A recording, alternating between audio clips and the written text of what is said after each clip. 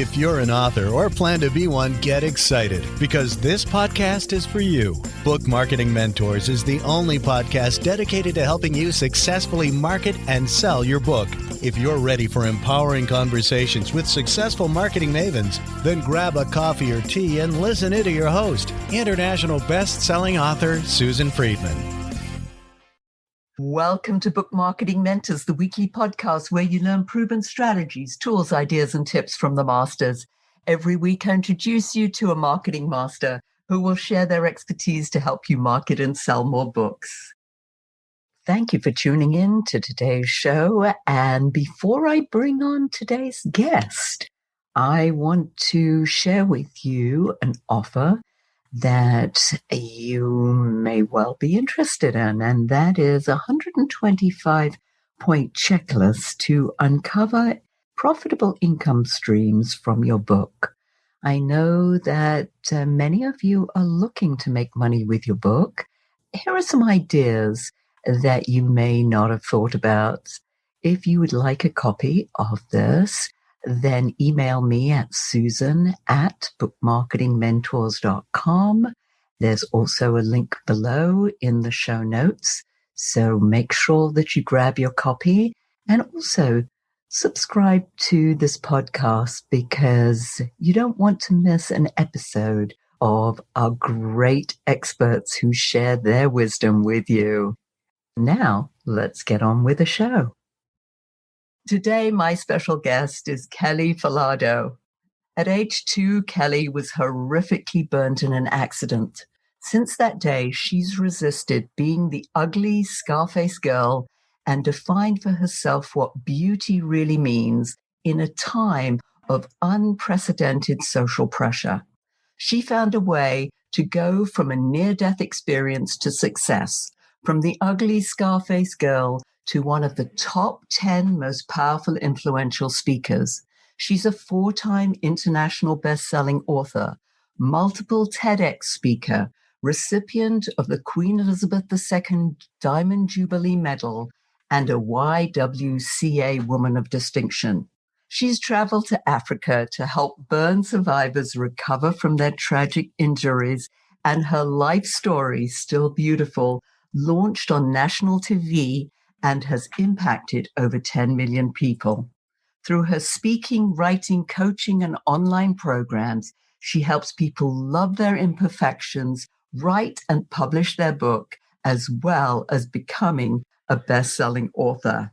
I recently heard Kelly speak and was blown away with her presence and overall philosophy of life. And I knew she'd make a great podcast guest. So Kelly, welcome to the show, and thank you for being this week's guest expert and mentor. Well, thank you for having me. I was so honored when we met at that event and you just said, I need you on my show. Thank you so much for having me. It's a pleasure.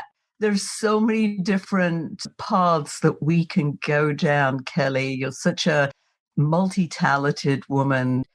I want to start off with imperfections. I think this is something that, I don't know, I think that whole idea of social pressure that you've got to be perfect, but how should we embrace imperfections? What's your feeling about that? That's an excellent topic, and I'm really glad that you're bringing it up because nobody has ever asked me about imperfection. You know, I've had to deal with that my whole life because being a burn survivor, I was taught that in order to be beautiful, you had to be flawless and you have to be perfect. And you can't have scars on your face because if you have scars on your face, you are the ugly girl. And I know that because when I was in grade 5, I walked past my teacher's desk and someone had drawn a picture of me and it was a circle and it had scribbles all over it and it said Scarface on it. And of course I knew it was about me because there was no other Scarface girl in my class. I also know too that when we are really young, we watch Snow White. As 3, 4, 5-year-olds, we're watching the movie Snow White and we're seeing the evil queen talking to the mirror. And in the mirror, talks back. And that's when we learn at such a very young age that our mirror talks to us. So, of course, when I would go in the mirror and I would say, I am beautiful, my mirror would say, no, you're not. You're the ugly girl. You've got scars on your face. You're not perfect. You're not flawless. You can't be beautiful. That was what my mirror would say to me. And so my whole life, I struggled with that whole philosophy that we have to be perfect in order to be beautiful, in order to be successful, in order to have a marriage and kids and have a life. Over the years, time and time again, I have proven that you don't have to be perfect. In fact, if you strive for perfection, I believe it actually sets you up for failure. I had to shift my whole mindset and say, okay, I don't need to be perfect, but I can be near perfect. And if I strive for near perfection, I succeed every single time. But when I just strive for perfection, I fail. Oh, I love that.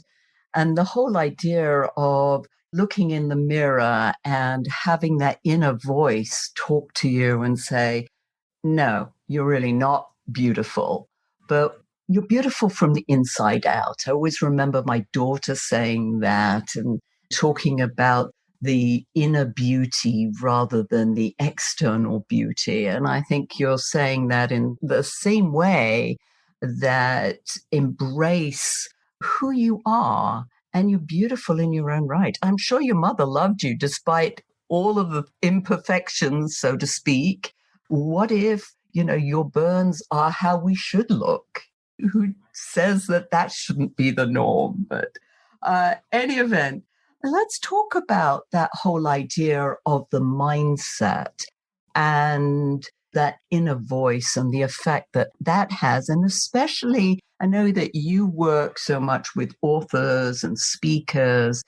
Talk to us about how that affects the way that they produce their work and then want to go out in the world or stop themselves from going out in the world. Yeah, a lot of authors come to me and they have a couple of questions. One, of course, is where to start. They don't know how to start writing their book. But the other question is they have about themselves is, who's going to want to read what I have to write? Is my story really going to be good enough? A lot of times people are so stuck on having to be perfect that they don't even want to start. They put such high expectations on themselves, again, that they don't want to start because they think that they have to compare themselves to me, being the 7-time best-selling author. They think that, oh my God, Kelly's such an amazing writer and all this. I can't be as good as her. But I love what Rachel Hollis said. And in her book, she says, don't compare your start to my middle. I've been already an author for 11 years. In fact, my first book just came out January 8th, 11 years ago. So it was kind of cool. Facebook reminded me about that. So I always share with people, like, if you're just starting a book, you can't compare yourself to me, who's been an author for 11 years. If you're just starting, just do it anyways, because you never know what impact your story is going to have on somebody. Oh, and that's important because when I work with my authors, and we talk about the whole idea of their message and the value that message has, you're right. You just never know how you're going to impact somebody, what you say. And it could even be just a throwaway line, but it just impacts somebody so much. I always remember that after a speaking gig that I had many years ago, somebody came up to me and said, "Oh my goodness, you made such a difference in my life. I heard you 2 years ago and my life hasn't been the same since. Whatever you said." And I'm like, "What did I say? What did I say?" And she says, "I can't remember, but it made such an impact." And I'm like, in the end of the day, I suppose it doesn't really matter what it was exactly, but the fact that it did have an impact and it did have value for this one particular person. I think we're trying to affect too many people at any one time rather than your message has value with one person, and that one person will create the ripples to affect other people as well. What are your thoughts on that?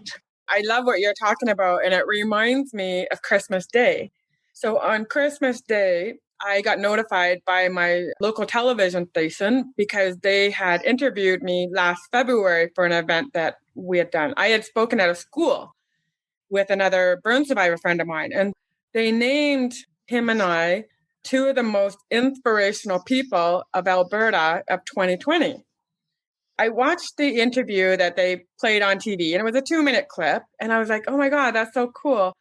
I was so inspired that I won this. And they showed the picture of me showing the Scarface picture. And then what happened is right after that, they zoomed in on a little girl, 9 or 10 years old. I don't know how old she is. In that clip, she says, I am so glad I got to hear Kelly speak. I now feel more beautiful about myself. Mm. And I was like, oh my God. When I heard that, it hit me. It was just like, that's the impact that my story had on a little girl. And that's my purpose. That's what my message is. That's what I want to be doing is I want that 9 or 10-year-old little girl to look in the mirror and say, I am beautiful. I don't want her to say, I am ugly. I want her to say, I am beautiful. And that's all because I became an author. I became a speaker, pushed myself to get out and share my message. Yeah, and that takes a lot of courage. It really does. Now, I know that you've got this documentary about your life story.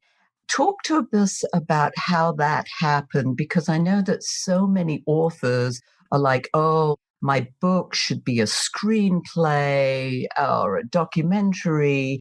How did that happen for you? You're absolutely right. And I love that you bring that up because a lot of times people think they write a book or they don't even start a book because sometimes people will say to them, well, a book is just an expensive business card. So there's no money in books, right? Have you heard that, Susan? Oh, many times. Yeah, exactly. So what happened was that I said to myself, I want to meet Wayne Dyer and Doreen Virtue. At that time, they were my two favorite authors. I want to meet them. So up popped up on Facebook a conference that Hay House was putting on called Writing for the Soul. In that conference, they were teaching people how to write book proposals so that publishers would be interested in them. Then they were also putting on a contest. And in this contest, you could win a publishing contract with them, and you would get, right off the bat, a $10,000 publishing advance with them. And I thought, oh my gosh, this is amazing, right? Like, who doesn't want to win a publishing contract? And the contest was only open to the people who attended the conference. And there was only like 500 people at this conference. I thought, okay, this is awesome because I'm not competing against the whole internet. I'm just competing against 500 people. I decide to go to this conference. I write the book proposal, submit it to the contest, and I didn't win. And I was disappointed. And I thought, what the heck? There was only 135 entries out of the 500. And I thought, oh, geez, I thought I did amazing with that book proposal. And I wrote the book proposal for my book, Still Beautiful. I thought, what the heck? Okay, why else did I write this book proposal? There's obviously another reason why I had to do this. And I heard that little voice in my head say, email Brian. Now, Brian works for a broadcaster here in Canada. They're all across Canada. It's called AMI, and it means Accessible Media Incorporated. And they're a broadcaster that loves stories and content about people with disabilities. Now, even though I don't consider myself disabled because I'm a burn survivor, there are a lot of burn survivors that do consider themselves disabled. So anyways, I emailed Brian and I said, hey, Brian, I wrote this book proposal and now I'm being encouraged to make a documentary out of it. I don't know if this is something you're interested in or not, but I thought I would just run it past you and see what you think. Maybe it's a stupid idea. So he emailed me back within the hour and he said, Kelly, there are no stupid ideas. Send over the book proposal. So I sent it over to them. And then he sent me another email and he said, okay, Kelly, I put you in touch with our original programming content manager. He wants to have a meeting with you. And I was excited and I was so super nervous, right? Like, this is a broadcaster that is like, we love your story. I had the meeting with him And he says to me, okay, Kelly, we love your story. We love your book proposal. I sent him a copy of my other books that I had, No Risk, No Rewards, which is my story of my journey of, getting burnt as a 2-year-old and growing up. He says to me, do you want to produce this documentary by yourself, like you did before? Because I did another documentary. Or do you want to co-produce it with us and we will put money into the pot?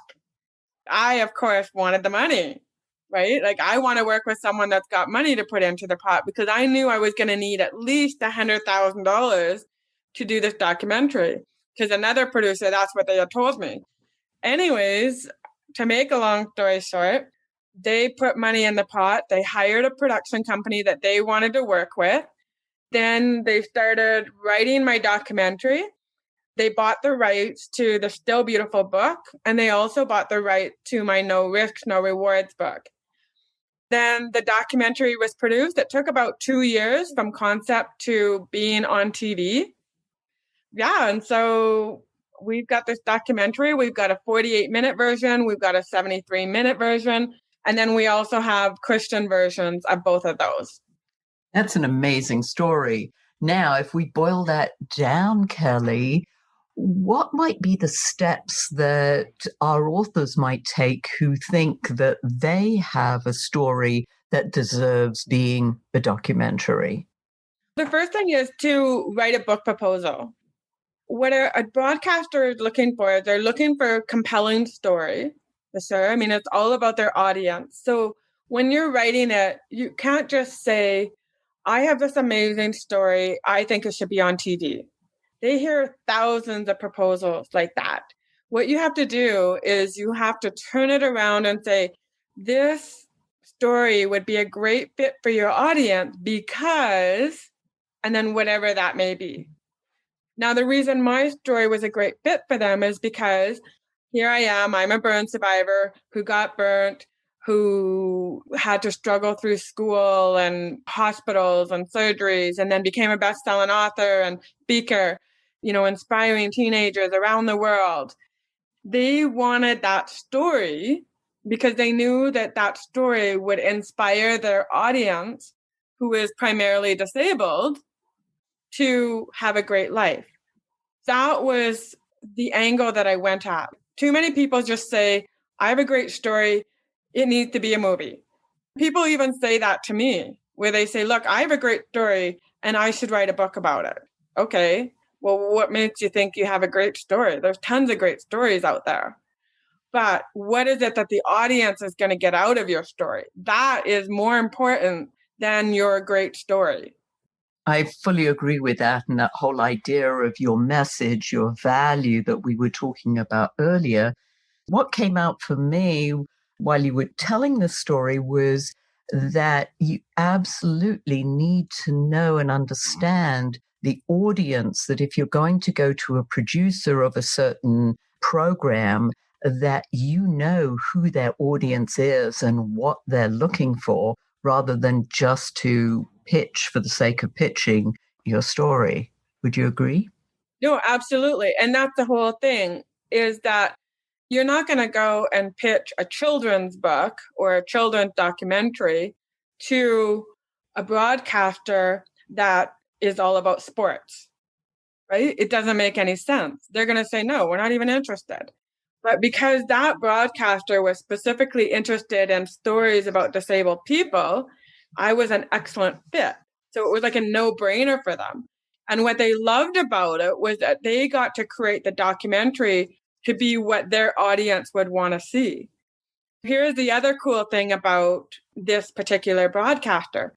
Have you ever heard of described video? I personally have not, but that doesn't mean anything. Yeah, what it means is that when you watch TV, there's a voice in the background that describes what is going on in the scene so that people who are blind can still watch TV. Oh, got it. It's incredible. Well, what we did, we took it one step further. So my documentary is integrated described video. What that means is that nobody has to translate it, because everything is designed so that a blind person can watch it and they're going to know exactly what's going on. How they did that is, let's say in the documentary, I'm saying, Susan, we're going to go over there. Well, a blind person doesn't know what over there means. But instead, what we had to say is, I would say, Susan, let's go for a walk in the forest. Well, a blind person can imagine what that means. Our documentary was really specialized, which was awesome. That sounds incredible. Now let's talk about mistakes, because I'm sure that there are many when it comes to the whole idea of mindset, imperfection, looking to get your book into a documentary. Where do you want to go with the mistakes area, Kelly? I'll let you take it. I don't think we're ever going to be totally perfect. We're going to make mistakes. My sister actually gave me a book at Christmas time from a local author, in the same province that I live in. I read it when I was on my Christmas holidays, and I could not believe how many mistakes were in the book. Even pages of it were like repeated. And I was like, oh my gosh, I can't believe they published this book. But they did. But we're all going to make mistakes. And the big thing is, what are we going to learn from those mistakes? And how are we going to change so that we take that mistake and we make it into something better? I think that's so true, because I often tell my authors, when they say, oh, I've had it edited and we didn't pick up this mistake or that mistake, and they get so upset about it. I was like, I guarantee there are going to be mistakes in the book. However thorough you are with it, there's going to be something, be it a comma to a misspelled word that gets overlooked or a word that gets missed. It's inevitable, and it's no big deal. At the end of the day, it's still the value of the message and what the book contains. I totally agree with you. I mean, I was reading one of Wayne Dyer's books that's published by Hay House, and I was shocked. I found a mistake in it. It was a blatant mistake. And it was like, oh my gosh, I can't believe it. Like, this would have been professionally edited 1,000,000 times, and there was still a mistake. Yes. But you know what? I still loved the book. Yes, it didn't take away from the value of the book. It just made you think, oh my goodness, if a traditional publisher can do this, hey, if we self-publish or go with a hybrid publisher, then it doesn't really matter. It doesn't really matter, because you still got the book done. Yes. And if you're self-publishing and you don't like the mistake you made, then go fix it. Go fix it and resubmit it, then you're fine. And especially now when we do print on demand or just an ebook, well, not just an ebook, but an ebook, the fact is that you can make that correction so easily. It's not that you've got 1,000 books in your garage that haven't been sold. So. Exactly. I totally agree with you. And that's the whole thing, is you don't have to buy 1,000 books. And that's the same as when I started 11 years ago. In order to be a best-selling author, you had to get 500 books published, and then you had to ship them to all the Amazon warehouses. And there was 5 at the time. And then if your books didn't sell, they would charge you a warehouse fee. Wow. And you don't have to do that anymore. Thank goodness they don't do that. Kelly, if our listeners wanted to find out more about you and your services, how could they do that? Well, what they can do is they can get in touch with me a couple ways. I have a free blueprint. If they want the blueprint on the 7 steps on how to get their book published, it's 7stepsauthor.com. Or if they just want to email me, ask some questions, they can just go to admin@7stepsauthor.com. And I'll put that all in the show notes, Kelly. So I know sometimes our listeners are multitasking and don't necessarily have a pen, paper handy, so we can do that. And if you were to leave our listeners with a golden nugget, what would that be? My golden nugget is a quote that I came up with. And it's, dreams are meant to be found, not tucked away in dreamland. I love that. That's beautiful. And we'll definitely put that in the show notes as well. I always highlight a quote from our guests. So that'll be a perfect one to put in there. Kelly, thank you. I know we could go on for so much longer because you have so much great information to share, but I appreciate you sharing your wisdom. And thank you all for taking time out of your precious day to listen to this interview. And I sincerely hope that it sparked some ideas you can use to sell more books. Here's wishing you much book marketing success. And before I sign off completely for today, remember the 121-point checklist to uncover profitable income streams for your book. Email me at susan@bookmarketingmentors.com. It's in the show notes as well, the link. Get your copy. See you next week. The time is now to take action and finally build your book-selling empire. And the great news is that Susan is here to help you. Visit bookmarketingmentors.com and sign up for a free 15-minute book marketing strategy session with Susan. She'll help you discover your first steps to marketing and selling your book. Only those who take action are rewarded, so visit bookmarketingmentors.com, and we'll see you again next week.